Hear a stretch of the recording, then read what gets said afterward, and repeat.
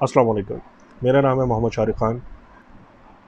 आज हम इस इंटरव्यू के उस मखसूस टॉपिक के ऊपर बात करने वाले हैं जो कि इस वक्त सोशल मीडिया की ज़ीनत बना हुआ है और हर खूनी लिबरल और हमारे सो कॉल्ड मोमबत्ती माफिया की एक अटेंशन का बाइस बना और उनको एक मौका मिला कि वो सोशल मीडिया पे दोबारा रेलिवेंट हो सके कुछ अरसे के लिए।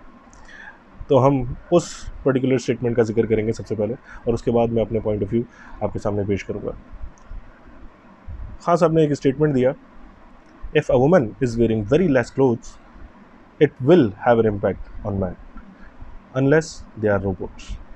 अगर ख़ातून कम कपड़े पहनी हुई होगी यानी अपने आप को एक्सपोज करेगी तो यकीनन इस चीज़ का इम्पैक्ट एक मर्द के ऊपर लाजमन होगा, अनटिल एंड अनलेस वो एक रोबोट नहीं है, कोई मशीन नहीं है। खान साहब के इस जुमले के ऊपर काफ़ी तनकीद हुई और मुस्तकिल जारी है।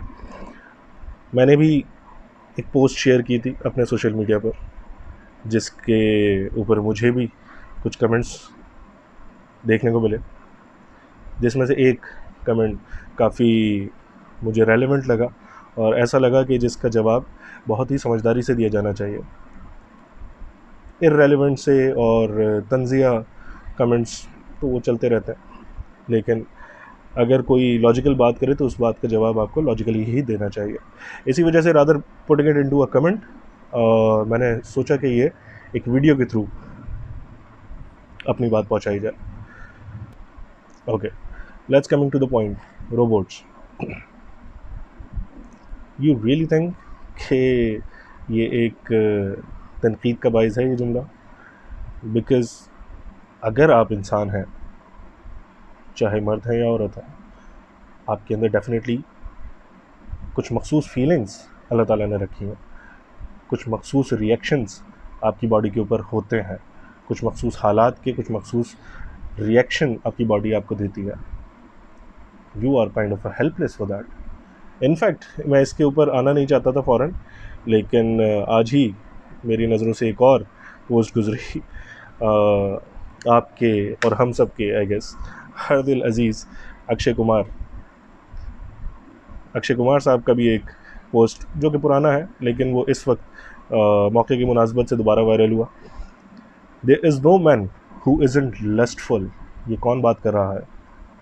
मैं खान साहब की ज़िंदगी के ऊपर बाद में आऊँगा। जो लोग बात करते हैं कि खान साहब की काफ़ी पुरानी पिक्चर्स शेयर की गई, काफ़ी नाज़ेबा हुलिये में और डिफरेंट लाइफस्टाइल के अंदर पिक्चर्स शेयर की गई और कहा गया कि Khan Sahab is acting like a robot. No, he wasn't. No one can. अगर आपको लगता है कि आप ऐसे ऐसी गैदरिंग के अंदर मौजूद रहते हुए जहाँ पे you have such kind of an environment, वहाँ पे if you can act like a robot, तो या तो आप अपने आप को बेवकूफ़ बना रहे हैं या आप उस गैदरिंग का पार्ट बने रहना चाहते हैं क्योंकि आपको बहुत मज़ा आ रहा है उस गैदरिंग के अंदर। इस वजह से आप ख़ुद को पोर्ट्रे करना चाह रहे हैं that you are kind of used to it, you don't have such feelings, such bad feelings, you know. So ये जुमला कौन अदा कर रहा है? बॉलीवुड का actor. And by mentioning Bollywood का actor I hope that you understand what I mean. There is no man who isn't lustful. When a man looks at a woman, has imagination is born to run wild. A man's DNA is composed in such a way that he will stare at a woman. The catch is in how he behaves after. Matter ये नहीं करता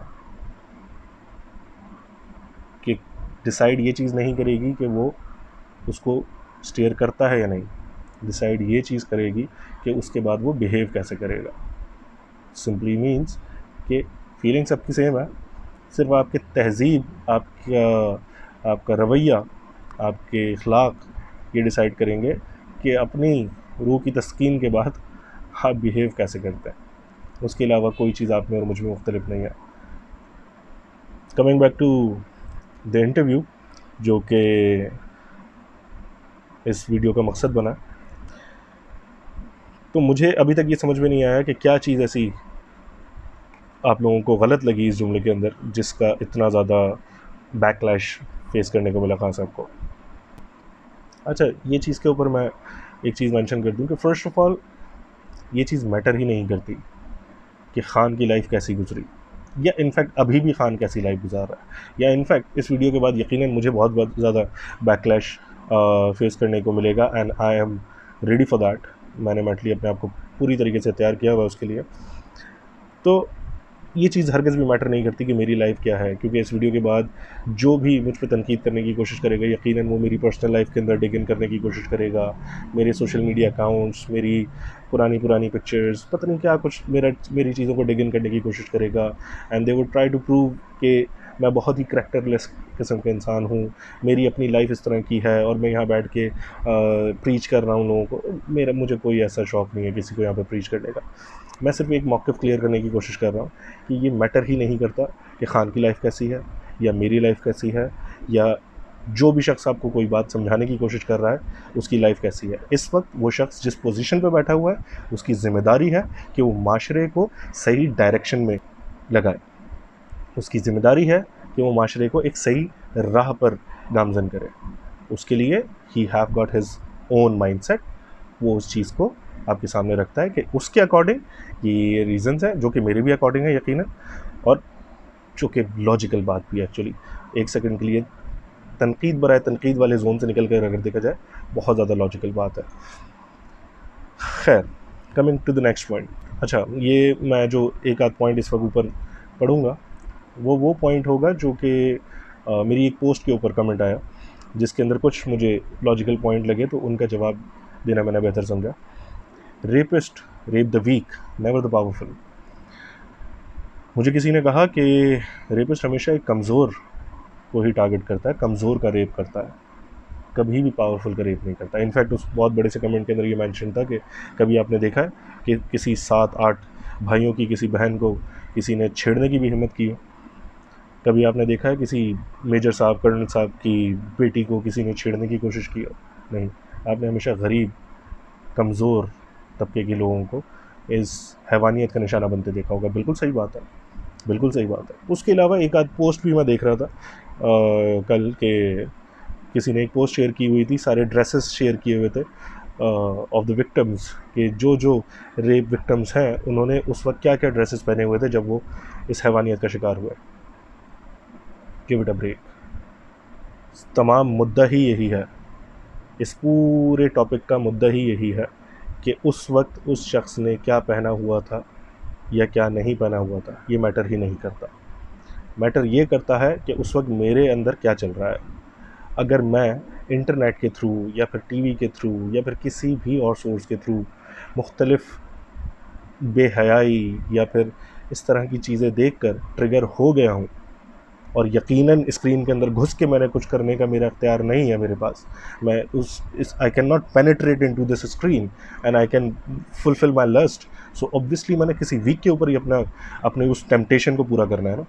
मैंने घर से बाहर निकलना है, मैंने अपना कोई भी कमज़ोर टारगेट देखना है और यकीनन मैंने उसी के ऊपर अपना लिस्ट निकालना है, क्योंकि आई can not fulfil that from that particular screen. अगर मैं किसी एक मेजर की बेटी को देखकर ट्रिगर हुआ हूँ, अगर मैं किसी एक ऐसी ताकतवर शख्सियत, एक ऐसी खातून को देखकर ट्रिगर हुआ हूँ जो मेरी अप्रोच में नहीं है, the one who I can not reach to, तो मैं ट्रिगर तो उसको देखकर हो गया हूँ, लेकिन वो मेरी लस्ट निकलेगी कहीं किसी कमज़ोर के ऊपर। ये बहुत लॉजिकल सी बात है। मुझे नहीं समझ में आता कि ये बात अभी तक क्यों लोगों को समझ में नहीं आई है।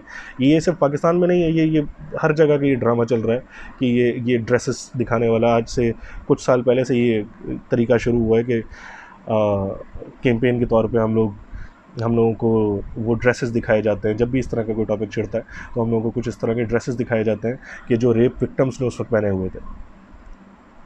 2-2 साल की, 4-4 साल की बच्चियों का रेप हो जाता है, उनके ड्रेसेस दिखाए जाते हैं कि ये ड्रेसेस पहने हुए थे जब उनका रेप हुआ। ये कौन सा अपने आप को एक्सपोज कर रही थी। बात ये नहीं है कि कौन अपने आप को किस वक्त एक्सपोज कर रहा था, बात ये है कि अगर मर्द को इतना ज़्यादा फ्रस्ट्रेट किया जाएगा इस टेम्पटेशन के साथ, इस हर तरफ हमारे माशरे में जब इतनी बेहयाई फैलेगी और एक मर्द की टेम्पटेशन बढ़ेगी, तो वो कहाँ निकालेगा, कैसे फुलफ़िल करेगा? पहला पॉइंट। दूसरा पॉइंट, मुझे पता है इसके ऊपर बहुत ज़्यादा तनकीद आने वाली है, लेकिन पहले थोड़ा सा हज़म कर लें, फिर उसके बाद बिल्कुल आप अपना जवाब दीजिएगा। बहुत मज़े की बात, यही वो लोग हैं जो बुनियादी तौर पर अर्ली मैरिजेस के भी ख़िलाफ़ हैं। बहुत मज़े की बात ये आपको लगेगी सुनकर कि एक तरफ ये वो अवाम है जो ख़िलाफ़ है अर्ली मैरिजेस के, दूसरी तरफ ये बात करते हैं कि हमारे माशरे के अंदर रेप्स बढ़ रहे हैं। यू गेटिंग द पॉइंट कि आपने एक इंसान को लीगली कुछ करने देने की इजाज़त नहीं देनी है सही एज में, सही उम्र में, लेकिन आपने अगर वो इलीगली ज़ोर ज़बरदस्ती के साथ कोई अपना लस्ट निकालता है तो उसके ऊपर भी तनकीद करनी है। मैं हरगिज़ भी यहाँ पर आजकल एक नई टर्म काफ़ी मुझे सुनने को मिली, रेप अपोलोजिस्ट खान साहब के लिए, तो मैं कोई यहाँ पर बैठ के जस्टिफिकेशंस नहीं दे रहा रेप की, लेकिन मैं सिर्फ समझाने की कोशिश ये कर रहा हूँ कि आपने एक तरफ शादी का रास्ता बंद किया हुआ है, मतलब आप लोग बंद किया, वैसे मेरा मतलब है आप लोग के ख़िलाफ़ हो ना अर्ली मैरिजेस के। क्यों अर्ली मैरिजेस नहीं होनी चाहिए? मैं ख़वातीन की भी बात कर रहा हूँ। मैं अगर कोई मुझसे ये कहना चाहे कि लड़के अर्ली मैरिजेस, लड़कों की अर्ली मैरिजेस के ख़िलाफ़ कोई नहीं है, तो मैं लड़कियों की भी बात कर रहा हूँ। क्यों नहीं कर सकती 15 साल की उम्र में लड़की शादी? यहाँ पर अगर किसी को पता चल जाए कि 15 साल की उम्र में लड़की की शादी हो रही है तो ह्यूमन राइट्स वाले यहाँ पर हंगामा बना देंगे। क्यों? अगर मेरा मज़हब इजाज़त देता है, मेरा कल्चर इजाज़त देता है, तो मैं क्यों नहीं कर सकता 15 साल की उम्र में शादी? मेरी बहन की क्यों नहीं हो सकती 15 साल की उम्र में शादी? आपकी बेटी की क्यों नहीं हो सकती 15 साल की उम्र में शादी?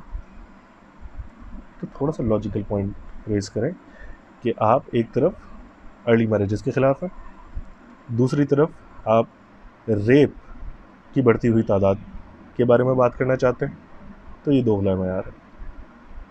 अक्सर लोग मुझसे कहते हैं कि वेस्ट में भी तो नहीं होते।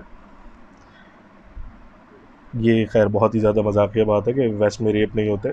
मैंने एक छोटा सा डेटा निकाला था, बिल्कुल ही माइनर से, मतलब मैं कोई इसके ऊपर बहुत ऑथेंटिक डेटा कह के इसको मैं रिप्रेजेंट नहीं करना चाह रहा, लेकिन मैंने गूगल के थ्रू 2-4 चीज़ें निकालने की कोशिश की थी, तो उसके अकॉर्डिंग मैं अगर बता सकूं आपको, तो अमेरिका में, यूएसए में 2014 की रिपोर्ट के मुताबिक 17 साल की उम्र में ऑन एन एवरेज एक लड़की अपनी वर्जिनिटी खो देती है।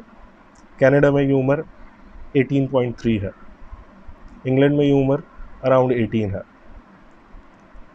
आइसलैंड में ये उम्र तकरीबन 15 साल है। और बहुत मज़े की बात कि यकीनन इस बात से आप सब वाकिफ़ हैं कि इन उम्रों में वहाँ कोई शादी नहीं करता, तो दैट सिंपली मीन्स कि शादी से बहुत पहले वो अपनी वर्जिनिटी खो चुके होते हैं। वहाँ का कल्चर है। सिर्फ और सिर्फ ये डेटा बताने का मकसद ये है कि वहाँ पर बिना किसी ज़ोर ज़बरदस्ती के उनका माशरा अपना लस्ट, उन यंगस्टर्स का लस्ट पूरा करने का उनको मौका दे देता है। वहाँ पे ख़वातीन बआसानी राज़ी हो जाती हैं, वहाँ के मर्द बआसानी इस चीज़ को फुलफ़िल कर पाते हैं, अपनी उस नीड को फुलफ़िल कर पाते हैं, माशरा चल रहा है। उसके बावजूद वहाँ का रेप का रेशो हमसे बहुत ज़्यादा है। इसके ऊपर ये कहा जा सकता है कि हमारे यहाँ रिपोर्ट कम होता है, वहाँ रिपोर्ट ज़्यादा होता है, ब्ला ब्ला ब्ला, इसके ऊपर बहुत सारी डिबेट है। लेकिन एनीवेज, फ़िलहाल हम स्टैट्स के ऊपर स्टक रहते हैं। फ़िलहाल हम इसको और ज़्यादा डीप डिग नहीं करते कि आइदर ये डेटा सही है, गलत है या क्या है। लेकिन as per the stats, USA में इस वक्त रेप का रेशो हमारे मुल्क से ज़्यादा है, और ये मैं एक ऐसे मुल्क की बात कर रहा हूँ जहाँ पर उनको अपनी लस्ट फुलफ़िल करने का मौका मिल जाता है, और यहाँ के नौजवान को इस तरह के कोई मौके नहीं मिलता है। पहली बात, जैसे कि खान साहब ने कहा कि ना हमारे पास डिस्कोज़ हैं, ना हमारे पास क्लब्स हैं, तो हमारे पास ऐसे कोई मौके नहीं है जो हमारे नौजवानों को अपनी इस तरह की लस्ट को पूरा करने में हासिल हो। दूसरी तरफ आप उनको शादी नहीं करने देते जल्दी। सो ये एक हिपोक्रेसी है, I guess. Anyways, coming to the next point. In the same comment, I got something from a same person, law. And he was like, law, man, law. Your prime minister actually needs to focus on law. उसको कानून पे, खान को कानून पे तवज्जो देने की ज़रूरत है। उसको ये नहीं बताना कि कौन कैसी ड्रेसिंग करे और कौन कैसी ड्रेसिंग ना करे। उसका काम सिर्फ और सिर्फ कानून बनाना है, वो कानून बनाए, कानून पर भी आ जाता है। गवर्नमेंट ने एक बिल इंट्रोड्यूस करवाया, एंटी रेप बिल, और ये मैं आपको खान गवर्नमेंट की बात बता रहा हूँ, किसी पुरानी गवर्नमेंट की नहीं। मैं इस वक्त पुरानी गवर्नमेंट्स के ऊपर तनकीद करने वाले जोन पे आता हूँ थोड़ी देर के बाद, लेकिन फ़िलहाल let me be stick to it. Government ने एक बिल इंट्रोड्यूस किया, एंटी रेप बिल। ना सिर्फ बिल पेश किया बल्कि उसको पास करवाया इस मौजूदा पार्लियामेंट से, जिस पार्लियामेंट में कोई कानून साजी अभी तक करना आसान नहीं रहा, जिस पार्लियामेंट में मुस्तकिल तनकीद का सामना है, मुस्तकिल अपोजिशन का सामना है। इस पार्लियामेंट से इस गवर्नमेंट ने, मौजूदा गवर्नमेंट ने एंटी रेप बिल पास करवाया। उस बिल में लिखा गया है, women character has nothing to do with it. ये चीज़ बहुत ही वाज़े तौर पे मेंशन की गई है कि अगर रेप होता है तो उसके अंदर खातून का कोई अमल दखल नहीं है, खातून के ऊपर कोई इल्ज़ाम नहीं लगेगा, और आप उसको रेप अपोलोजिस्ट कह रहे हो। ये आपका प्राइम मिनिस्टर है जिसको आप रेप अपोलोजिस्ट कह रहे हो, जो ये कानून लेकर आ रहा है। क्या कानून है? एंटी रेप बिल, जिसके अंदर एक शिक बाकायदा मेंशन है कि औरत के ऊपर इल्ज़ाम नहीं लगेगा, कभी भी विक्टिम ब्लेमिंग नहीं होगी। पहला पॉइंट। दूसरी बात, इसी मौजूदा गवर्नमेंट ने एंटी रेप फंड कायम किया, जिसके अंदर अभी मौजूदा दौर में 100 मिलियन का फंड मुख्तस किया गया है। 100 मिलियन का फंड रेप अपोलोजिस्ट। ये आपका रेप अपोलोजिस्ट प्राइम मिनिस्टर कर रहा है। ठीक है, बातें बहुत है करने को, लेकिन मैं, क्योंकि मुझे आदत नहीं है, ये मेरी पहली वीडियो है, तो मैं कोशिश कर रहा हूँ जितनी ज़्यादा चीज़ों को समराइज़ कर सकूँ। I hope you can bear that. एक और बहुत मज़े की बात, एक और बिल लाने की कोशिश की गई, और चलें इस मखसूस बिल के बारे में बात मैं करता हूँ, लेकिन अगर एक मज़े की बात की जाए, आपके मुल्क में आपकी अपोजिशन से मेरा मतलब है, यकीनन आप खान के खिलाफ हो तो यू वांट के अपोजिशन में से कोई पार्टी इक़्तिदार में होती। Obviously I would have a basic feeling of it कि अगर आप कहना चाह रहे हो कि खान गलत है तो आपके पास दूसरे ऑप्शन दो ही बचता है। तो उस हवाले से अगर हम बात करें तो आपकी अपोजिशन, ख़ास तौर पे अगर मैं बात करूं Peoples Party, this was the party who always opposed public hangings. सरेआम सज़ाएं देने के ऊपर सबसे ज़्यादा एतराज़ जिस पार्टी को है वो पीपल्स पार्टी है। ठीक है, एक और बिल लाने की कोशिश की गई, बच्चों के साथ जिनसी ज़्यादती करने वालों को नामर्द बनाने का कानून लाने की कोशिश की गई, जिसको सब ने अपोज किया। खान डटा रहा, खान ने कहा ये कानून आएगा, सब ने मुखालफत कर दी। ह्यूमन राइट्स के आपके मोमबत्ती माफिया के लोग निकल आए कि इस तरीके से तो लोगों के अंदर एग्रेशन बढ़ेगा, लोग अगर इस तरीके से नामर्द हो गए तो इस तरीके से तो एग्रेशन बढ़ेगा, प्लस इस तरीके से ह्यूमन राइट्स की वायलेशन होगी। ये आपका मोमबत्ती माफिया है। सज़ा ना दो, पब्लिकली सज़ा देने की बात हो रही है ना यहाँ पे। पब्लिकली सज़ा दोगे, मैंने कुछ गलत किया है, मुझे पब्लिकली सज़ा दोगे तो मुझे देखकर 4 लोग वो क्राइम करने से दूर हो जाएंगे, लेकिन आप मुझे पब्लिकली सज़ा नहीं देने दे रहे। पहली बात, आप रेप के ख़िलाफ़ बात कर रहे हो, आप जल्दी शादी नहीं करने दे रहे। मतलब आप चाहते क्या हो? शादी करके लीगली मैं अपने ख्वाहिशात पूरी करूं? नहीं, वो तो आपने एक मखसूस उम्र से पहले नहीं होने देनी, जो आपके अकॉर्डिंग सही उम्र हो वो भी आप डिसाइड करोगे। रेप विक्टिम्स के बारे में आप डिसाइड करोगे, और पब्लिक हैंगिंग्स और सरेआम सज़ाएँ, मुख्तलिफ़ सज़ाएँ, चाहे वो नामर्द बनाने का कानून हो कि फांसी देने का कानून हो, पब्लिकली किसी भी सज़ा को आप इम्प्लीमेंट नहीं होने दोगे ह्यूमन राइट्स वायलेशन के नाम पर। करना क्या है? चाहते क्या हो? तो आपका बुनियादी एजेंडा ये नहीं है कि माशरे को सही किया जाए, आपका बुनियादी एजेंडा है कि बात का बतंगड़ बनाया जाए, आपको मज़े लेना है। ठीक है, तो मैं इस वक्त एग्रेसिव होकर नहीं वीडियो बनाना चाह रहा था, इसलिए मैंने पहले अपने आप को बहुत ज़्यादा काम किया और उसके बाद मैं एक एक करके पॉइंट्स डिस्कस करने की कोशिश कर रहा हूँ। I hope you are getting my point. अच्छा, इन सारी चीज़ों के बाद वीडियो बहुत ज़्यादा लंबी हो जाएगी और इस वीडियो का हो सकता है मैं नेक्स्ट पार्ट भी लेकर आऊँ, क्योंकि जैसे कि मैंने पहले ही कहा कि मुझे कोई बहुत ज़्यादा प्रैक्टिस तो है नहीं इस तरह की वीडियोस बनाने की, तो हो सकता है इस वीडियो के अंदर काफ़ी चीज़ों में कमी बेशी रह जाए और अगर मैंने पूरी करने की कोशिश की तो ये वीडियो बहुत तवील हो जाए। तो उससे बेहतर है कि मैं इस चीज़ का एक सेकंड पार्ट बना लूँ।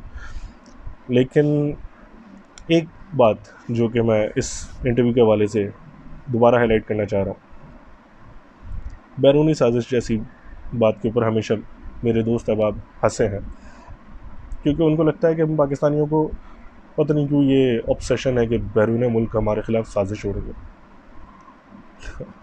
पता नहीं हम हकीकत से इतना दूर क्यों रहना चाहते हैं। HBO का ये इंटरव्यू मैंने ऑलरेडी मेंशन किया आपको, 80 मिनट का था और आपको खान के ख़िलाफ़ प्रोपेगेंडा करने के लिए 12 मिनट का इंटरव्यू दिखाया गया। उसके बाद पेड कैंपेन्स चलाई गई, और वैसे इस मुल्क में पेड का चलाने की ज़रूरत नहीं थी। इस मुल्क का मोमबत्ती माफिया बहुत फारिग है, उनको सिर्फ और सिर्फ मौका चाहिए था, वैसे ही उन्होंने गेम लगा देना था अपना। एनीवेज, आपके PM के ख़िलाफ़ साजिश की गई, और ये साजिश क्यों की गई, आखिर अमेरिका को जवाब दिया है। इसके ऊपर फिर कभी एक वीडियो बनाएंगे एंड आई होप कि मेरा पॉइंट ऑफ व्यू कुछ लोगों को तो समझ में आया होगा, नहीं आया तो कोई बात नहीं। अब इस वीडियो का सिलसिला आई गेस मुझे जारी रखना होगा, क्योंकि कमेंट्स के ऊपर, सोशल मीडिया के ऊपर ये मुख्तलिफ डिबेट्स मेरी हमेशा से चलती आई हैं, लेकिन इस बार मैंने सोचा कि कमेंट्स के ऊपर एक लिमिटेड टारगेट ऑडियंस को एक ही जैसी बात बार बार कर करके ज़िद बहस मुबाहिसा, अजीब व गरीब डायरेक्शन में चली जाती हैं सारी बातें और वहीं की वहीं चीज़ें ख़त्म हो जाती हैं। सो बेटर है कि इसको मेन स्ट्रीम में लेकर आया जाए और एक प्रॉपर मीडियम के थ्रू अपना मैसेज सब तक पहुंचाया जाए कि कम से कम मैं अपने हिस्से का पॉइंट ऑफ व्यू रिकॉर्ड करने में कामयाब हो सकूं और अपने हिस्से का मैसेज लोगों तक पहुंचा सकूं। जिसको बातें समझ में आती हैं उसके लिए बहुत अच्छी बात है, जिसको नहीं समझ में आती उनको देर से आएंगी, लेकिन आएंगी ज़रूर। This is Shariq Khan signing off and wait for the other part of this video and इंशाल्लाह I will bring it soon. मैंने जैसे कि दोबारा कहा कि मुझे बहुत ज़्यादा प्रैक्टिस नहीं है इस तरह की वीडियोस बनाने की, तो हो सकता है एक आध दिन लग जाए, कुछ टाइम लगे। इस वीडियो का रिस्पांस देखते हैं कि किस तरह का आता है, वैसे मुझे अंदाज़ा है किस तरह का आएगा, लेकिन लेट्स सी इस वीडियो का रिस्पांस डिसाइड करेगा कि नेक्स्ट पार्ट कितना जल्दी आ रहा है। So thank you so much, stay tuned. तो जाते जाते, if you like the video so please press the like button and subscribe my channel, and this is Sharik Khan signing off, and we'll see you in another video. Thank you.